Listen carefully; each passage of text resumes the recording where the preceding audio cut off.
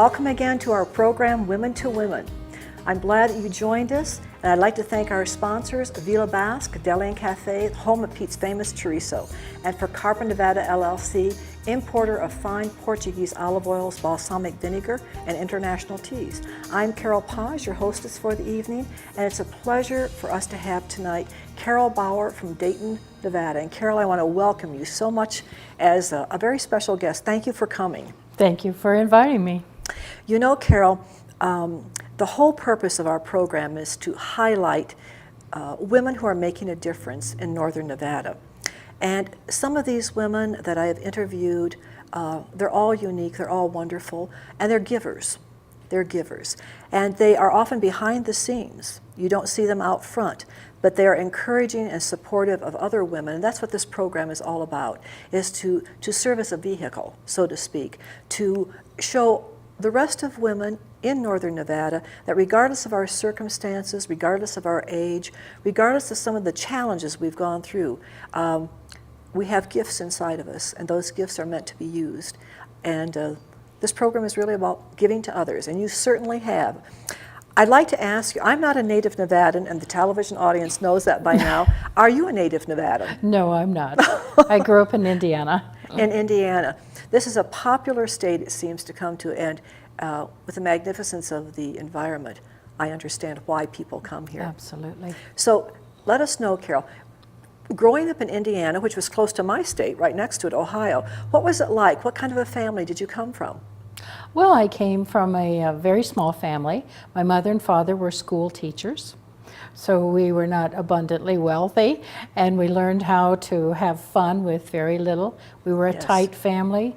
I have one sister, she's older, and really had no use for a little sister to be underfoot. No, never. So we had a lot of fun as a family. How much difference in age is there between you and your sister? 5 years, and she has deceased. Oh, so you are the only child that's left? Yeah, I'm the only one left. Are your parents still both living? No, they've gone too. So you're carrying on the family name and good tradition. Well, trying to anyway. What brought you to Nevada? I have traveled pretty much all over the world, and my last place where I worked was Chicago. Okay. Very busy city, very heavy traffic. And when business sent me to San Francisco, I was on a United flight that had a flyer in it advertising the golf course at Dayton Valley, and homes available on the golf course. So I thought that's where I'd like to live. And you had never been to Nevada before? Had never been to, no. Was it culture shock of any kind when you arrived? Oh no, I love Dayton immediately. It was very rustic, and just the wide open spaces were such a treat, really. Now, for those people who may be here in Nevada, like myself, fairly recently, Dayton was an experience for me to drive through during the daytime as well as at night. Because in the Midwest, we have open spaces too, which I think has a lot to do with the definition of our personalities, how we think. I like wide open spaces. I have lived in cities, but I'm not a city girl. I don't like to be confined like that by canyons and canyons of cement and buildings. So when you go into Dayton, you automatically see a great deal of history. Oh yes. Can you help us understand what lies there in Dayton awaiting anybody who comes in? Well, when you first enter Dayton, you see rundown buildings, and you think, oh my goodness, what a bomb went off in this place. And then when you look below the surface, you find a wealth of history in Dayton that is not highly advertised or known by people.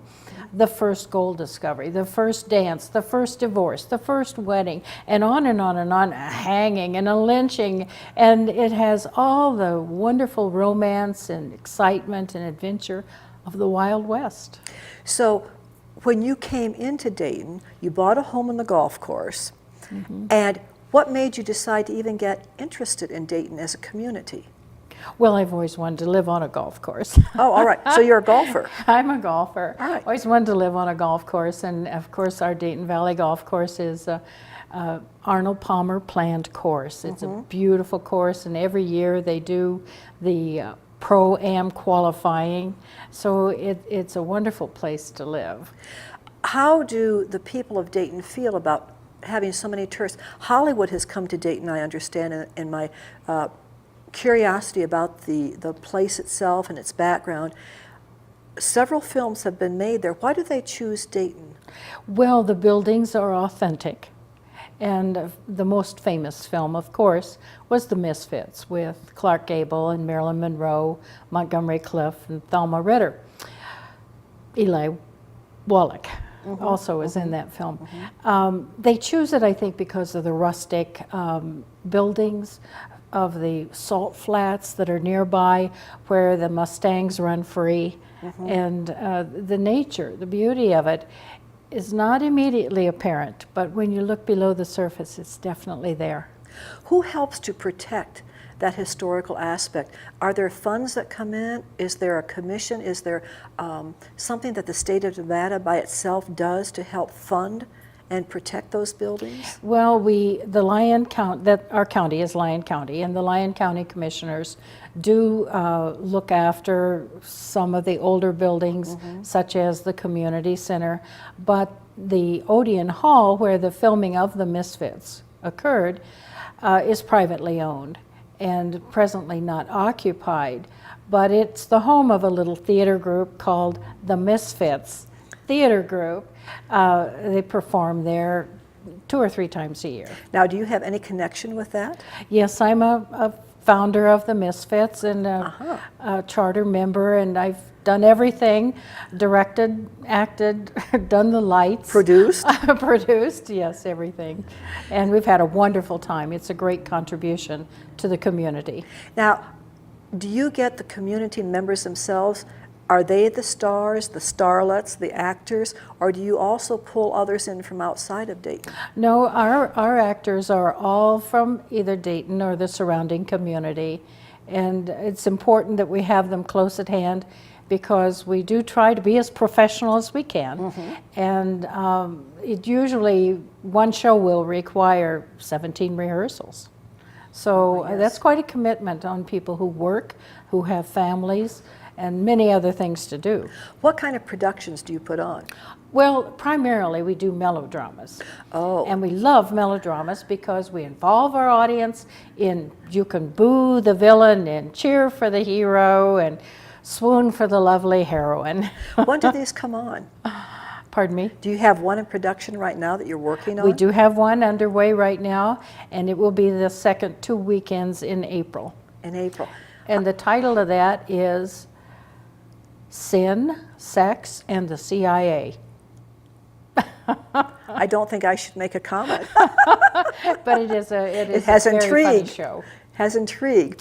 All right, Carol, I also wanted to ask, I know that you have been involved in quite a memorable project for Dayton in terms of Hollywood. Yes. How are you connected to Hollywood? Okay. We have made a movie, a film, I should say. It's a film that shows 26 different episodes that could be a show. And so having made this sampler of Dayton, we have the 26 pages, which would include history, the discovery of gold, some of the characteristics of the unusual people that originally settled the town. We had some weird people. And what happened during the filming of The Misfits, and now in today's world, the golf course, the air park, the business center. So there is a lot to tell about Dayton, and we made this sampler of 26 episodes, and currently we're attempting to market that to a cable channel. So it's in the Travel Channel right now. We haven't heard from them, but we have sent it to several film festivals. The most prominent one being the Houston International Film Festival. And how did it fare there? Oh, I have to tell you, Carol, out of 3,400 entrants, we won the Silver Award. Could I show you that? Could I show you that Yes, award? Certainly, certainly. Let's show our viewing audience the same. All right, we're so very proud of this. Money doesn't come back with it, but films were submitted from Paris, from Japan, from all over the world, from Pakistan, from all over the world. And to get this award, we are so extremely proud. And I don't want you to think I did it myself. We have 6 people that are also co-executors of the film. How is the film judged? On what? Quality of the film, content of the material, reliability of the material, and just the overall impact that it has on a person viewing it. So it is about a region in northern Nevada that has opened up to the world, this tiny little historical place. Yes, and if we were to see this in 26 episodes on a cable channel, it would be wonderful for Dayton to have its story told. It certainly would. I just have to ask out of curiosity, and you can tell me whether we can share this with the viewing audience or not. Can you tell us, do you have reliable information on what were some of the things that happened with the Misfits, with Clark Gable and Marilyn Monroe, We do Montgomery have, Clift? yes, we do have the original documentation of the making of the film with Arthur Miller there and John Huston talking to the documentary camera about the making of the film and how they dealt with the stars and some of the challenges they had making the film. Wasn't that the film where Clark Gable actually had a heart attack shortly? Yeah, it was the last film that was made by Clark Gable, Marilyn Monroe, and Montgomery Clift. All 3 of them, that's right. They're all gone. Quite a significant, quite a classic piece of art now. Yes. Yes. A lot of people think it's a dark movie because it deals with a very controversial issue as to how we deal with our wild Mustangs. Yes. And even though that was made 50 years ago, it still is a controversial issue. The film was made 50 years ago. It doesn't seem like that at all. No. It doesn't. You know, those of us who grew up in the Midwest and we come to Nevada, what a marvelous sight for our eyes to see a herd of wild Mustangs. Yes, running free. And when I cross over into Utah, over at Wendover, I have seen those herds of wild Mustangs. And I look, I'm used to horses in the Midwest, but they're corralled. Yes. And it's a flash of history before your eyes. It's a flash of freedom. It's a flash of natural beauty. Yes. And you do feel very protective. When we come back, I'd like to ask you, what are some of those issues that Mustangs have for Nevadans? And I know that other states are also dealing with some very strong animal protective issues. And my husband being from Spain, when we went by in a train, an Amtrak train, and I saw horses in Nevada, and they were corralled, and I understood that they were going to be sent to Spain for food. That upset me very much. But I know that there's an economy, I know that there's a balance to nature. So I would just like to come back in a few moments and ask you about the Mustang issue here in Nevada. And we'll be back. Don't go away. This episode of Women to Women is brought to you by... Are you looking for a healthier lifestyle? A more nutritious diet? Do you care about quality? If your answer is yes, or if you are just curious, come into Villa Basque Deli and Cafe right here in Carson City, Nevada. Discover fine Portuguese extra virgin olive oils, vintage balsamic vinegars, and a wide assortment of international health teas provided by distributor Carpa Nevada LLC. In addition to these terrific items, Villa Basque is also the home of Pete's famous Basque chorizo, handmade on the premises from Pete's secret family recipe. Satisfy your culinary curiosities. Don't delay. Living in the wildland-urban interface can be risky. These photos show how Defensible Space saved this home. Visit these websites to learn more about defensible space and wildfire preparedness. Make a plan, assemble a kit, stay informed, and be ready. How was school today? Cool, we learned what to do in case there's an emergency. Oh, will you show me? If there is an earthquake, then you get under your desk, duck, cover, and hold. And when the shaking stops, We evacuate the school just like a fire drill. I'm glad you both know what to do in case of an emergency, but I'd still be worried. Check the phone, radio, or TV, and they'll tell you what to do. Make a plan Assemble a kit. Stay informed. and be ready. Welcome back. Again, I'm Carol Paz, your hostess for the evening. I'm here with Carol Bauer from Dayton, Nevada, and I'd like to thank our sponsors one more time. Carpa Nevada LLC, importer of fine Portuguese olive oils, balsamic vinegar, and international teas, as well as Villa Basque, Deli and Cafe, home of Pete's famous chorizo. So I'm with our guest, Carol, and we've been discussing her life in Dayton. She came in from the Midwest, just as I did, but has fallen in love with Nevada and has been here for 17 years now. And as we get back to our conversation, Carol, that we were having, a part of the Nevada landscape are those wonderful wild Mustangs. And there is just no way when I see a herd, and the herds are not 20 or 30 that I've seen, they're more like 7, 10, 11, and the colors are beautiful. And they speak to me of a freedom, they speak to me of a survival instinct, they speak to me of natural beauty, and the ability to portray an aspect of the West that very few people have the honor of observing. They are magnificent creatures. But I know that there are issues. We have to share the land, and we have many ranchers out here, we have many protective committees for the Mustangs, and you have lived with it a lot longer than I. What are some of these issues? Well, the horses, as you mentioned, the ranchers have a very valid point of view about sharing the land, sharing the grazing land with horses. The economic pressures have very valid aspects to it, and yet the beauty, the freedom, and the gorgeous animals that have run free for decades. Yes. Who are we to come in and stir up the wonderful life that they've had? So, but that's only one balance. We also have a balance with mining.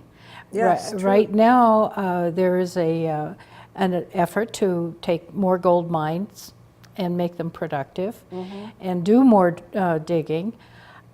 Well, that has to balance with those who want to enjoy the landscape, the beauty of the landscape.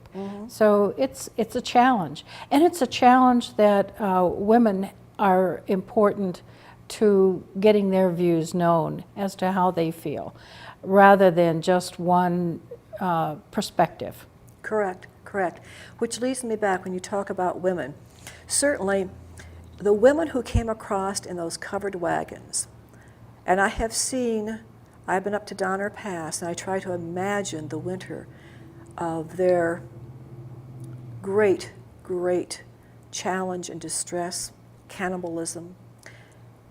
And inside of myself, I have to say, these were unusual people. Very to strong. leave the comforts of the East Coast and even the comforts of the Midwest, and to start out on an unknown journey, basically unprotected except for whatever they had with them, and to come into lands that really they had never been a part of. The American Indian had lived here, had controlled it, had lived off of it, balanced, so to speak, the nature with themselves. So there must have been some pretty colorful women who came into Dayton and stayed. We had a wonderful woman that came into Dayton, came by wagon train, of course. Really? Okay. Imagine over the Rockies in a wagon. I can't imagine. Impossible to even imagine. They survived, and they lost their babies along the way, and the hardships that they endured. But this particular woman was known as Fanny Hazlitt, and she moved to Dayton. The reason we know about her and we know so much about our history is that she kept a diary. A diary. Prime source. Prime source. It's so wonderful. She tells about the very first dance that we had in Dayton. First dance known to be in Nevada.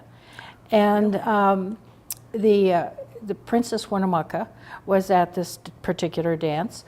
While the dance was going on and the pioneers were reveling and having a good time. By the way, there were only 9 women at that dance. from over 150 men. From my perspective, that's a good point of view. Not bad numbers. But while they were having this dance, the Indians took the horses and had the first barbecue in Mount House. They ate the horses? They did. Oh, no. So what happened to Fanny? Well, she lived a long and healthy life in Dayton. At age 84, she took an airplane ride, and we have a picture of her riding in a biplane at age 84. So she really had some metal in her bloodstream. You would have to, you would simply have to. When you are in a definite minority and you are giving birth to children and you don't have the doctors or the nurses that we have today, you don't have the hospital accommodations, and to know that both mother and child could easily lose their lives in the process of giving birth. Certainly one or the other was not unusual to lose. But they kept going. Their fortitude, their determination to do something with the land, with themselves, with other people, to develop, had to be such a strong instinct. Yes. You know, those of us today have only to look back on our lives, and we know that there have been challenges. Without challenges, that's not life. Life is full of challenges. And we have to make some decisions there as to what we're going to do, how we're going to work our way through or just let it defeat us. And I've mentioned several times with some of my guests that one of my very, I think, strongest challenges was after I lost my first husband to brain cancer at a very early age at 56. And he had been a wonderful father, wonderful husband, and to find myself single without that partnering, that teamwork, whenever we made a decision. And for the first couple of years, that decision-making process was interrupted all the time by the memories of what I thought he would say or how he would handle the situation.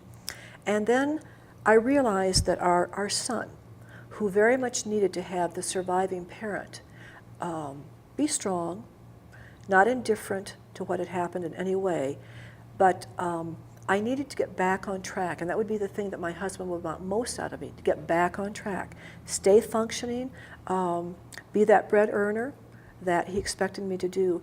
But those are situations and circumstances that can throw you emotionally and mentally and even spiritually for a while until you find way back. And thank goodness for other women, thank goodness for other families that had gone through that and were willing to talk, willing to listen, and just willing a few times to cry, to sob with me. But I think of all of the tears that must have been shed on the trails up at Donner Pass, and to realize that you had come that far, and maybe that was going to be the very end, and it was for so many. Never achieved the goal. Have you ever felt challenged in a way that you wondered, I am not going to let this get me down. I am going to keep going. I don't know exactly what tomorrow will bring, but I have today, and I'm going to make the best of today. Have you ever had those kinds of challenges anywhere? Sure. I think every woman has. One of the challenges I had early in life was I was hired by a corporation, a large corporation, and I was the only woman in the training class. And I realized then that everybody has their challenges. Women have special challenges when they are categorized as you should stay in this little block and not get out of your block. So that was a tremendous challenge, but it makes you feel so much better when you succeed. And with that particular company, I did move 18 times with them and ended up as a director of a Fortune 500 company. So I knew that that would be something that I would never forget personally. And it certainly, I think, it added to my own character. But recently, I had my mother with me for 9 years, and she needed 24/7 care. And I see so many women now with an elderly parent that they're responsible for. when their mother or father used to take care of them. Now the tables have turned, and just recently we're beginning to understand the stress that puts a woman under, to be 24/7 when she really would like Caretaker. to do other things, and to be a caretaker for that elderly parent. So I know I'm stronger because of it, and I think many other women are. And it's a role model, Carol, for others to see. It's a labor of love. Oh, it is. It's a love. It's not a burden at the Oh, time. no. It's a labor of love. Yes, and I think our children and our grandchildren need that. They need to see that. They need to hear it. They need to even be a part of it when possible. Yes. Because that's a legacy that we leave to our children. It's not something that's financial. It's not something that is a thing, an article, but it's emotion, it's memory, and it's personal. And I think those legacies are very important to leave. Oh, I think so too. Yes, very much so. Well, where do you see the future of Dayton heading? Well, all of our county is very, very depressed now. Yes, because of the economy. So I think it will grow. I think it will come back. I think industry will survive in Dayton. We have a wonderful labor force available. Lots of resources are available for business to come into our community. So I think the future is that it will recover and we'll be strong again. In the meantime, people are holding on. Our theater group, for example, has just recently had a benefit for the food pantry. And we, between the ticket sales and the silent auction, we raised $2,400 Wonderful. to feed families at Christmas. So we're making a recovery because the people are good, and the people are strong, and the people really want to help each other. I think in times of crisis, in times of downswings, and in this situation it's a financial downswing, an economic downswing, the best of us can come out. The best of us as human beings can come out, but we have to allow it. And we have to gather up our neighbors and gather up our families and say, these are the times that will make a difference to the future of Nevada and to the future of this country. Oh, very much. So we have important decisions coming up here in the state of Nevada. We have important decisions coming up in the future of our country. Absolutely. And as Nevadans who have seen some of the worst of the downspins in terms of unemployment figures, in terms of hunger, Yes. in terms of homelessness, our own eyes have been the recipients of unusual conditions that normally, when I first came out to Nevada as a child many years ago, it was robust. My father must have gone 70 miles per hour, way beyond the speed limit, through the gambling and the casinos because he didn't want his daughters to see any of that. But it was a part of the booming economy of Nevada. Yes. And when I come back as an adult and I see the significant, gorgeous canyons, abandoned gold mines, the desert itself and its need for aqueducts, its need for constant water supply. But there you take a look at Lake Tahoe, at Topaz Lake, at Pyramid Lake, and you realize what an individually beautiful area of the nation this is. You don't want to leave. You want to contribute to its future. So I thank you, Carol, very much for being a part of Nevada's future and for sharing as much as you have and for protecting here in northern Nevada a very promising and historical site, Dayton. We'll see you soon. And we'll see our audience next week with a wonderful a guest, another woman who's making a difference in northern Nevada. And now I'm going to take Carol, and we're going to go to one of my favorite places here in Carson City. That's Glen Eagles for supper. So I'll see you later. Take care.